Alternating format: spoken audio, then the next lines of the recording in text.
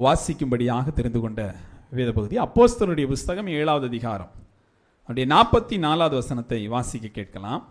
மேலும் நீ பார்த்த மாதிரியின்படியே சாட்சியின் கூடாரத்தை உண்டு பண்ணுவாயாக என்று மோசேயுடனே பேசினவர் கட்டளையிட்ட பிரகாரமாக அந்த கூடாரம் வனாந்தரத்திலே நம்முடைய பிதாக்களோடு இருந்தது.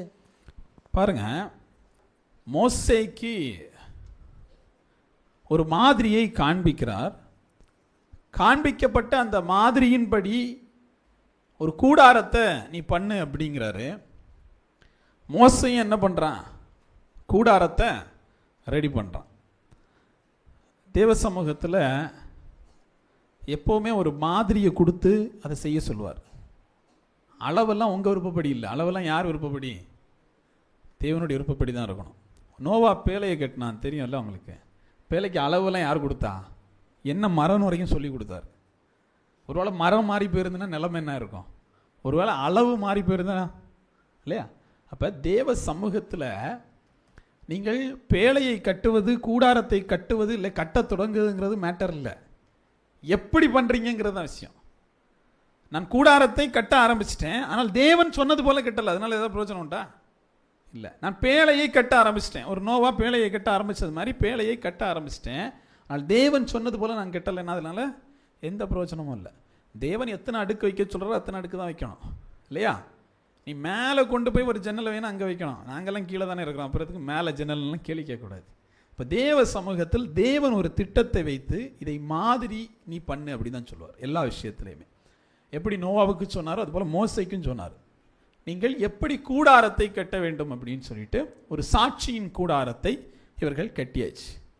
கட்டி முடிச்சதுக்கு பிற்பாடு இப்படியாக தான் இருக்க வேண்டும் என்று சொல்லப்பட்ட அந்த சாட்சியின் கூடாரம் அப்படி இருந்துச்சு. அது பிதாக்களோடு எல்லாமே அந்த சாட்சியின் கூடாரம் இருந்துச்சு. இது எதை பிரதிபலித்தது அப்படின்னு பார்த்தீங்கன்னா, பரலோக ராஜ்யத்தில் இருந்தது அப்படியே அது என்ன செஞ்சிச்சு? பிரதிபலிச்சது.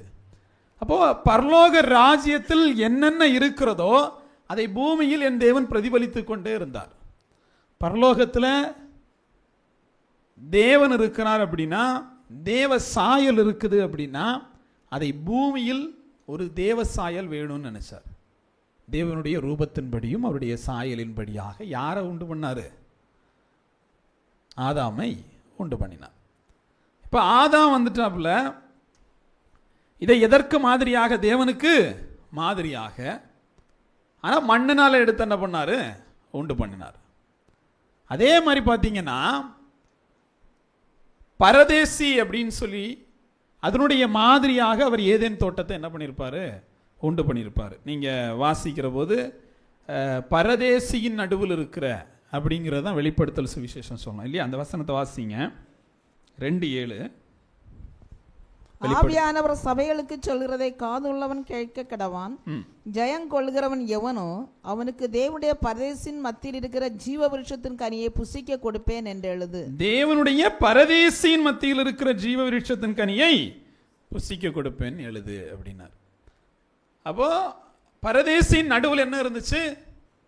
ஜீவ விருட்சம் இருந்துச்சு. இப்போ இதே விஷயம் நீங்க ஆதியாகமம் 2:9 வாசித்தீங்கன்னா, தேவனாகிய பார்வைக்கு அழகும் புசிப்புக்கு நலுவுமான சகலவித விருட்சங்களையும் தோட்டத்தின் நடுவிலே ஜீவ விருட்சத்தையும். தோட்டத்தின் நடுவிலே ஜீவ விருட்சத்தையும். ஜீவ விருட்சத்தையும் பாருங்க. பரதேசியில நடுவில் என்ன வச்சிருந்தாரு? ஜீவ விருட்சம். ஏதேன் தோட்டத்தின் நடுவில் எதை வச்சிருந்தாரு? ஜீவ விருட்சம். என்ன அப்படின்னா ஒரு மாதிரியின்படியாக என்ன பண்ணிட்டு இருப்பாரு? எல்லாத்தையும் செஞ்சுக்கிட்டே இருப்பார். அப்போ அங்க பரதேசி இருக்கு. பரதேசிக்கு ஒரு மாடல் தேவைப்பட்டனால ஏதேன் தோட்டத்தை என்ன பண்ணியாச்சு? ரெடி பண்ணியாச்சு. இப்போ இதே மாடலில் தான் என்னது? கூடாரத்தையும் கொடுத்தாரு. நீங்கள் பார்த்தீங்கன்னா ஏதேன் திட்டத்தோட அதே மாடலில் எதை கொடுத்தாரு? கூடாரத்தையும் கொடுத்தார். இப்படி என் தேவன் எதையுமே உங்கள் சுயத்தில் செய்ய விரும்புவதே இல்லை. உனக்குன்னு ஒரு ஐடியா இருக்கக்கூடாது, உனக்குன்னு ஒரு திட்டம் இருக்கக்கூடாது. என் திட்டம் எதுவோ அதை செய்கிறது தான் உன் வேலை. இதை மட்டும்தான் பைபிள் முழுக்க கொடுத்துருப்பார். ஆனால் நமக்கு ஆசை என்ன தெரியும்ல? நம்ம எதையாவது செய்யணும். நீங்கள் பார்த்தீங்கன்னா இந்த பாபேல் கோபுரத்தை கட்டி எழுப்புகிற போது வானளவாகி என்னது ஒரு விஷயத்தை அப்படியே கட்டி எழுப்புறான். அவனுக்கு பெயர் உண்டாகும் படியாகன்னு பைபிள் சொல்லுது. என் தேவன் எல்லா விஷயத்திலையுமே தேவ திட்டம் நிறைவேற வேண்டும்ங்கிறது தான் நினைப்பாரே தவிர உங்களுடைய பெயர் உண்டாகணும்னு நினைக்க மாட்டார். யார் ஒருவர் தேவ சமூகத்தில் நான் பெயர் எடுக்கணும், நான் பெரிய ஆள் ஆகணும்னு நினைக்கிறீங்களோ அவங்க பெரிய ஆள் ஆகவே முடியாது. தேவ சமூகத்தை விட்டு வேணால் விலகி போகலாம். நான் பெரிய ஆள், எனக்கு அதுக்கேற்ற மரியாதை கிடைக்கணும், என்னை அந்த இடத்துல தூக்கி வைக்கணும்னு நினச்சிங்கன்னா தேவ சமூகத்திலேருந்து தூக்கி எறியப்படுவீர்களே தவிர தேவ சமூகத்தில் உங்களுக்கு அந்த பேர் கிடைக்காது. ஏன்னா தேவன் எப்பொழுதுமே முதன்மையாக இருக்க வேண்டும், அவருடைய திட்டம் முதன்மையாக இருக்க வேண்டும்ங்கிறது தான் வேதத்தினுடைய அடிப்படை. அப்போ ஆதியாகமம் தொடங்கி வெளிப்படுத்தல் வரைக்கும் அவர் ஒரு திட்டத்தை வைத்திருக்கிறாருன்னா அது எல்லாமே மாதிரியின்படியாக. இப்போ நீங்கள் ஒரு வாழ்க்கையை வாழணும், அதற்கு வேதத்தில் என்ன இருக்குது? ஒரு மாதிரி இருக்குது. நீங்கள் என்ன பேசணும், அதுக்கு வேதத்தில் என்ன இருக்குது? ஒரு மாதிரி இருக்குது. நான் என்ன சிந்திக்கணும், அதுக்கு என்ன இருக்குது? ஒரு மாதிரி இருக்குது. என்ன காரணம் அப்படின்னு பார்த்தீங்கன்னா, நீங்கள் வெறும் மனிதர்கள் அல்ல, நீங்களே அவருடைய ஆலயமாக இருக்கிறீர்கள்னு வேதம் சொல்லுது. நீங்கள் யாராக இருக்கிறீங்களா? தேவனுடைய ஆலயமாக இருக்கிறீர்கள். இந்த வசனத்தை குறித்து பேசுகிற போது நம்ம வாஸ்தவம் இந்த அப்போஸ்தலர் 7:44 இது யார் பேசக்கூடிய வார்த்தைகள்னு பார்த்தீங்கன்னா ஸ்தேவான் பேசக்கூடிய வார்த்தைகள். ஸ்தேவான் நீங்கள் வாசிங்க 6வது அதிகாரம் அதனுடைய 8 - 10 வரைக்கும் வாசிங்க. ஸ்தேவான் விசுவாசத்தினாலும் வல்லமையினாலும் நிறைந்தவனாய் ஜனங்களுக்குள்ளே பெரிய அற்புதங்களையும் அடையாளங்களையும் செய்தான். அப்பொழுது லிபர்த்தீனார் எண்ணப்பட்டவர்களின் ஆலயத்தை சேர்ந்தவர்களிலும் சீரோனா பட்டணத்தாரிலும் அலெக்சாந்திரியா பட்டணத்தாரிலும் சிலிசியா பட்டணத்தாரிலும் ஆகிய தேசத்தாரிலும் சிலர் எழும்பி ஸ்தேவானுடனே தர்க்கம் பண்ணினார்கள். அவன் பேசின ஞானத்தையும் ஆவியையும் எதிர்த்து நிற்க அவர்களால் கூடாமற் போயிற்று. அப்பொழுது அவர்கள் மோசேக்கும் தேவனுக்கும் விரோதமாக இவன் தூஷண வார்த்தைகளை பேச கேட்டோம் என்று சொல்லும்படியாக மனுஷரை ஏற்படுத்தி.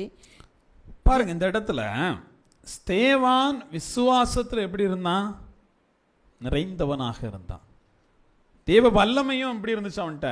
விசுவாசமும் வல்லமையும் நிறைந்தவனாக ஸ்தேவான் அப்படிங்கிற ஒருத்தர் இருக்கிறார்.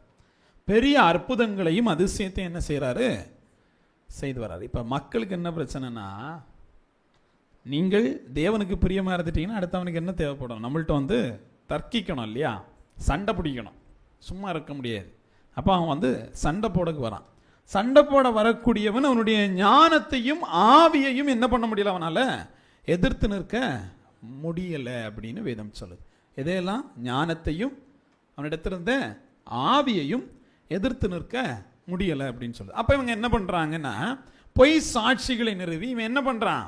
தேவனுக்கு விரோதமாகவும் தேவனுடைய பரிசுத்த ஸ்தலத்திற்கு விரோதமாகவும் இவன் தப்பாக பேசிகிட்டு இருக்கான் அப்படின்னு சொல்லிட்டு போய் குற்றம் சாட்டுறாங்க.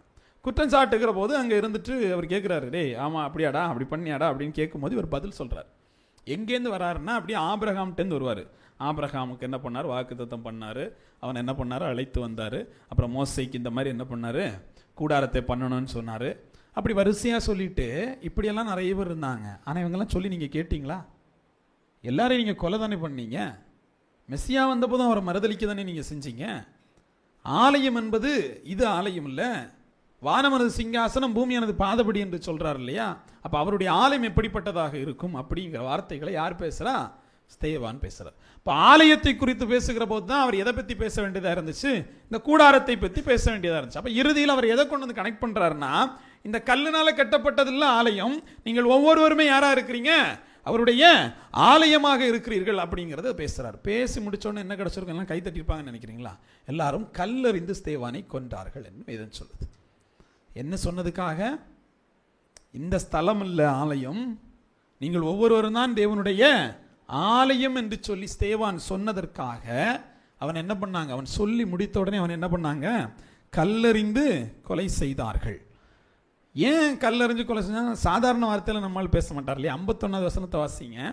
வணங்கா கழுத்துள்ளவர்களே, வணங்கா கழுத்துள்ளவர்களே, இருதயத்திலும் செவிகளிலும் விருத்த சேதனம் பெறாதவர்களே, இருதயத்திலும் செவியிலும் விருத்த சேதனம் பெறாதவர்களே, உங்கள் பிதாக்களைப் போல நீங்களும் பரிசுத்த ஆவிக்கு எப்பொழுதும் எதிர்த்து நிற்கிறீர்கள். உங்கள் பிதாக்களைப் போல நீங்களும் பரிசுத்த ஆவிக்கு எப்பொழுதும் எதிர்த்து நிற்கிறீர்கள். தீர்க்கதரிசிகள் யாரை உங்கள் பிதாக்கள் துன்பப்படுத்தாமல் இருந்தார்கள், நீதிபருடைய வருகையை முன்னறிவித்தவர்களையும் அவர்கள் கொலை செய்தார்கள். இப்பொழுது நீங்கள் அவருக்கு துரோகிகளும் அவரை கொலை செய்த பாதகருமாயிருக்கிறீர்கள். இப்படி சொன்னது உடனே நம்மளை பார்த்து வணங்கா கழுத்துள்ள ஜனம்னு சொன்னா, உன்னுடைய இருதயமும் செவியும் எப்படி இருக்கு? விருத்த சேதனம் படாமல் இருக்கு. இருதயம் இன்னும் சுத்திகரிக்கப்படலை, உங்களுடைய செவிகள் என்ன செய்யலை? சுத்திகரிக்கப்படலை அப்படின்னு சொன்ன உடனேயே நமக்கு ஒரு கோபம் வரும் இல்லையா? அதே கோபம் தான் சுற்றி இருந்தவங்களுக்கு வந்துச்சு. தேவ சமூகத்திலிருந்து வார்த்தை எதுக்கு வந்திருக்கோம்? எல்லாம் மனம் திரும்பணும்னு வந்திருக்கலாம் இல்லையா? எத்தனையோ பட்டணத்தில் இந்த ஸ்தேவான் போய் பிரசங்கித்த போது வார்த்தையை கேட்டு மனம் திரும்புகிறவங்க உண்டா? ஆமாம், மனம் திரும்பினவர்கள் உண்டு. ஆனால் இங்கே இருக்கக்கூடிய ஜனங்கள் இந்த வார்த்தையை கேட்டோன்னா அவனுக்கு கோபம் வந்துடுச்சு. ஏன்னா அவர் கேட்டது என்ன தெரியுமா? நீங்கள் பரிசுத்த ஆவிக்கு எப்பொழுதும் எதிர்த்து நிற்கிறீர்கள். ஸ்தேவானுக்குள்ளாடி என்ன இருந்துச்சுன்னு வேதம் சொல்லிச்சு? அவர் ஞானத்திலும் ஆவியிலும் எப்படி இருந்தார்? நிரப்பப்பட்டிருந்தார். அவரை யாரால என்ன பண்ண முடியல? எதிர்த்து நிற்க முடியல. அதனால தேவன் அவன் மூலமாக கேட்கக்கூடிய கேள்வி என்னன்னா, நீங்கள் பரிசுத்தாவி எப்போ பார்த்தாலும் எதிர்த்து நிற்கிறீங்களே அப்படிங்கிறது தான். இன்னைக்கு ஒருவேளை நீங்கள் வணங்கா கழுத்துள்ள ஜனமா இருக்கிறீங்க, உங்களுடைய இருதயம் இன்னும் விருத்த சேதம் பண்ணப்படலை, உங்களுடைய செவி இன்னும் விருத்த சேதனம் படலைன்னா தேவன் கேட்கக்கூடிய கேள்வி பரிசுத்தாவிக்கு ஏன் எப்பொழுதும் எதிர்த்து நிற்கிறீங்கிறது தான். எப்பவும் எதிர்த்து நிற்கக்கூடிய ஒரு கூட்டம் இருக்கு. அது பரிசுத்தாவிக்கு மட்டுமல்ல, தேவ மனுஷனுக்கும் அது என்ன செய்து எதிர்த்து நிற்கிறதாக இருக்கு. 58 வாசிக்கலாம். அவனை நகரத்துக்கு புறம்பே தள்ளி அவனை கல்லெறிந்தார்கள். சாட்சிக்காரர் தங்கள் வஸ்திரங்களை கழற்றி சவுல் எனப்பட்ட ஒரு வாலிபனுடைய பாதத்து அருகே வைத்தார்கள். அப்பொழுது யாவாகி ஆஷ்வாவே, என் ஆவியை ஏற்றுக்கொள்ளும் என்று ஸ்தேவான் தொழுது கொள்ளுகையில் அவனை கல்லெறிந்தார்கள். அவனோ முழங்கால் படியிட்டு, ஆண்டவரே, இவர்கள் மேல் இந்த பாவத்தை சுமத்தாதிரும் என்று மிகுந்த சத்தமிட்டு சொன்னான். இப்படி சொல்லி நித்திரை அடைந்தான். பாருங்க, தேவ சமூகத்தில் ஒரு மனுஷன் சாதாரண ஒரு காரியம், கூடாரத்தை குறித்ததான விவாதம் இல்லையா? இந்த பரிசுத்த ஸ்தலத்தை குறித்ததான். ஆனால் என்ன கிடைச்சிச்சு? மரணம் தண்டனையாக கிடைச்சிச்சு. சொல்லப்பட்ட செய்தி என்ன? கைகளினால் கட்டப்பட்டதல்ல ஆலயம், நீங்கள் ஒவ்வொருவருமே தேவனுடைய ஆலயமாய் இருக்கிறீர்கள் என்று சொல்லி. ஒவ்வொருவரும் நீங்கள் தேவனுடைய ஆலயம்னு சொல்லும்போது 2 விஷயத்தை பற்றி பேச வேண்டியதாக இருந்துச்சு. என்னது அது? இருதயத்தை குறித்தும் செவியை குறித்தும். இருதயத்தில் உங்களுக்கு விருத்த சேதனம் பண்ணப்பட்டிருக்குதா? செவி உங்களுக்கு விருத்த சேதனம் ஆகிருக்குதா? அப்படிங்கிற கேள்வியை எழுப்பிட்டு நீங்கள் யாருக்கு எதிர்த்து நிற்கிறீர்கள்? யாரை நீங்கள் தேவன் என்று சொல்லுகிறீர்களோ அவருக்கு நீங்க எதிர்த்து நிற்கிறீங்க. ஆனால் அந்த ஜனம்லாம் பரிசுத்த ஸ்தலத்துக்குள்ளாடி தான் இருந்துச்சு. இன்னைக்கு நம்மெல்லாம் எங்கே தான் இருக்கோம்? சபைக்குள்ளாடி தான் இருக்கோம், பரிசுத்த ஸ்தலத்துக்குள்ளாடி தான் இருக்கோம். ஆனால் பிரச்சனை என்னன்னா, பரிசுத்த ஸ்தலம் என்று சொல்லி கட்டடத்தை காட்டிக்கிட்டு இருக்கிறோம். தேவன் சொல்றான், உன்னுடைய இருதயம் விருத்த சேதனம் பண்ணப்பட்டிருக்கான். உன்னுடைய இருதயம் எப்படிப்பட்டிருக்கு? இதில் தான் நான் என்ன பண்ண போறேன்? ஆலயமாக இருந்து இதில் வாசம் பண்ண போறேங்கிறார். இப்போ நமக்கெல்லாம் கோபம் வந்துடுது. என்ன காரணம்? இருதயம் எப்படிப்பட்டதா இருக்கு? விருத்த சேதனம் இல்லாததா இருக்கு, விற்கிறதும் வாங்குறதுமா இருக்கு. இந்த ஆலயம் முழுக்க அசுத்தம் நிறைந்ததா இருக்கு. அதனால நம்ம என்ன பண்ணிட்டு இருக்கோம்? அதை பிரசங்கிக்கக்கூடிய மனிதர்கள் மீது கல்லறிஞ்சுக்கிட்டு இருக்கோம். ஜீவிதம் சரியில்லை சொல்றது யாரு? அவன் மேல கல்லறி. நீ தேவனுக்கு பிரியமா வாழல, நீ ஜபிக்கல, நீ உபவாசிக்கல சொல்றது யாரு? பாஸ்டர், அவர் மேல கல்லறி. வீட்டில் தாய் தோப்புன்னு சொன்னா அவங்க மேல கல்லறி. பிள்ளைகள் சொல்லுது நீ ஜபிக்க மாட்டேங்கிறமான பிள்ளை மேல கோவப்படுது. அப்ப இங்க தேவனுடைய வார்த்தை எந்த பக்கமா வருதோ அந்த பக்கத்தில் எதிர்த்து நின்று இருக்கிறோமே தவிர, என்னுடைய இருதயம் என்னுடைய செவியும் விருத்த சேதனம் பண்ணப்படணுங்கிற இடத்துக்கு நம்ம என்ன செய்யல? வரல. மாறாக தேவனையும் அவருடைய தீர்க்கதரிசிகளையும் தேவ மனிதர்களையும் கல்லறிந்தது போல, ஸ்தேவானை கல்லறிந்தது போல தேவ வார்த்தைக்கு எதிராக கல்லறிஞ்சுக்கிட்டு நிற்கிறோம். தேவ சமூகத்தில் வந்திருக்கக்கூடிய தேவ பிள்ளைகள், நீங்கள் எந்த மாதிரியான கூடாரத்தை கட்டி வைத்திருக்கிறீங்க?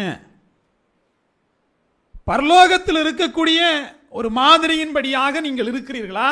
இல்லைன்னா உங்க விருப்பப்படி ஒரு ஆலயத்தை கட்டி வச்சிட்டு இருக்கிறீங்களா? பாருங்க, இந்த சாட்சியின் கூடாரம்ங்கிறது பிதாக்களிடத்தில் இருந்தது. அவங்க கண்கூடா பார்த்தாங்க. ஓ, இப்படிதான் பரலோகத்தில் இருக்குமோ அப்படிங்கிற மாதிரி கண்கூடா பார்த்தாங்க. ஆனா அந்த சாட்சியின் கூடாரத்தில் இருக்கக்கூடிய கற்பனைகளின்படி அவங்க என்ன செய்யல? வாழல. இன்னைக்கு பிரச்சனை இங்குதான்.